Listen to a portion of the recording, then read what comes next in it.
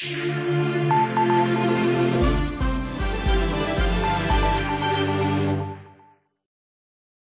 est 7h30, bienvenue à toutes et à tous, merci de nous rejoindre dans ce nouveau flash d'information de la métropole lilloise en direct et vos conditions météo pour la journée.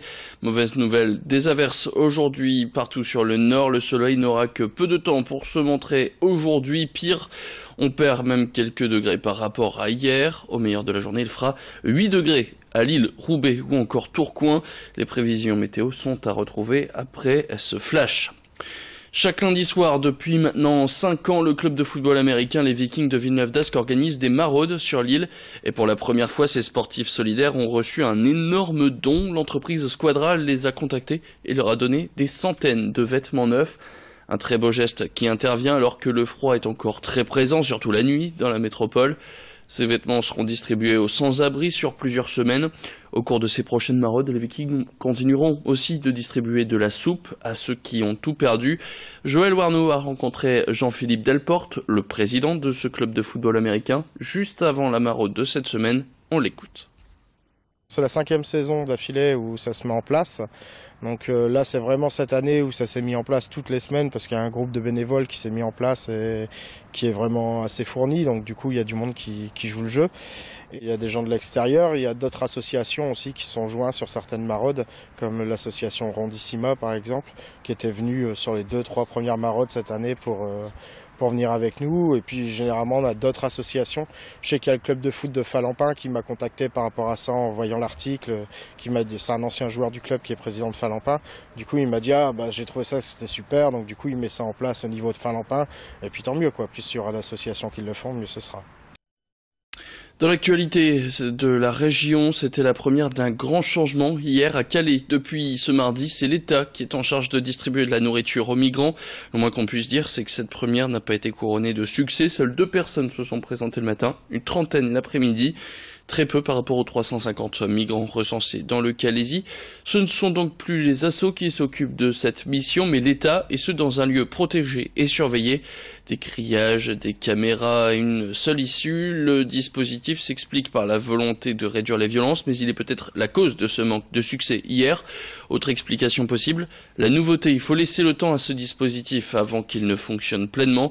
C'est en tout cas l'argument avancé par Michel Tourner, le sous-préfet du Pas-de-Calais, qu'a rencontré Corentin Escaillé. D'abord, nous sommes dans un système nouveau. Nous sommes à la première distribution de repas. Le dispositif a été opérationnel à partir de 15 h. Il est 16 h, donc au bout d'une heure, on en a eu une trentaine de personnes.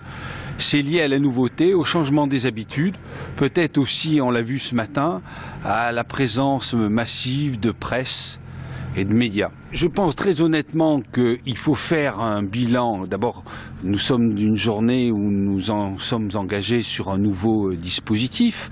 Donc, il faudra faire un bilan, avoir un peu de recul, un recul de quelques jours.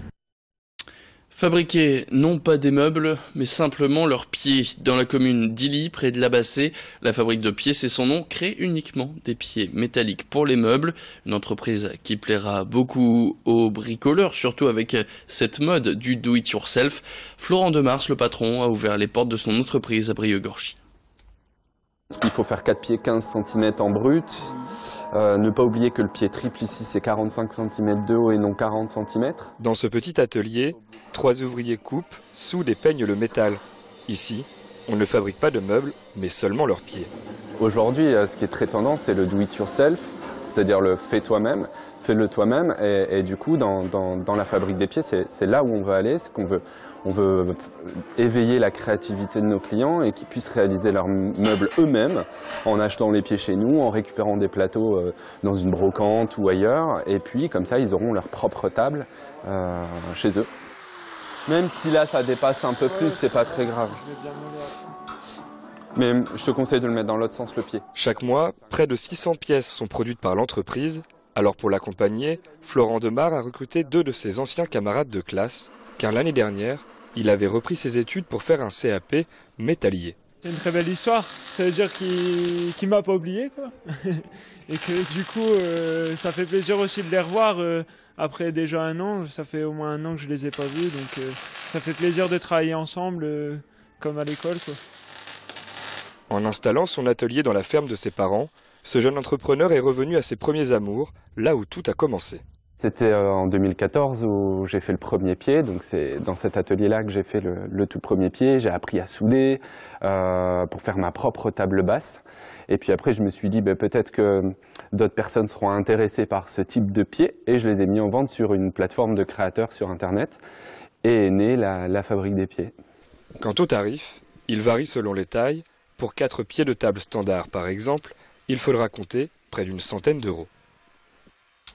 Et puis on termine cette édition avec des sports d'hiver à la frontière. Toute la semaine, pendant ces vacances scolaires, on vous propose des idées sorties pour occuper vos enfants.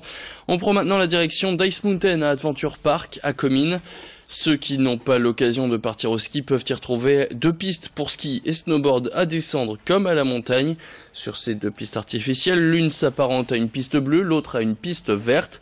Chaque jour, elles sont recouvertes de 250 000 tonnes de neige artificielle pour une superficie de 10 000 mètres carrés. Alors si vous êtes tenté d'y aller mais que vous n'avez jamais franchi le pas, couvrez-vous bien. À l'intérieur, il fait moins 6 degrés, un peu comme à la montagne. Chaque année, 400 000 visiteurs viennent descendre les pistes de ce site ouvert tous les jours, jusque 23h en semaine et minuit les vendredis et samedis. Et c'est Idil Gunay qui y était pour Grand Lille TV. Tout le monde peut accéder sur nos pistes, comme vous le disiez, à condition de savoir skier, bien sûr. Les gens qui ne savent pas skier peuvent au préalable réserver un moniteur de chez nous et suivre alors 2 heures de cours minimum avant de pouvoir accéder librement aux pistes qui se trouvent derrière moi. Ça vous permet effectivement d'anticiper un petit peu et d'appréhender mieux ce qui va se passer à la montagne si vous partez au ski quelques jours après. Vous allez pouvoir apprendre à chausser, déchausser facilement, maîtriser un petit peu le ski et surtout apprendre les bases, à savoir donc prendre un virage, maîtriser sa vitesse et attraper le tire-fesse, ce qui est le critère essentiel pour accéder librement à nos pistes. Et c'est la fin de cette édition. Merci à toutes et à tous de l'avoir suivi. Nouveau flash tout à l'heure en direct à 7h45 sur Grand Lille TV. Avant ça, vous avez rendez-vous, entre autres, avec vos prévisions météo. Bonne matinée à tous.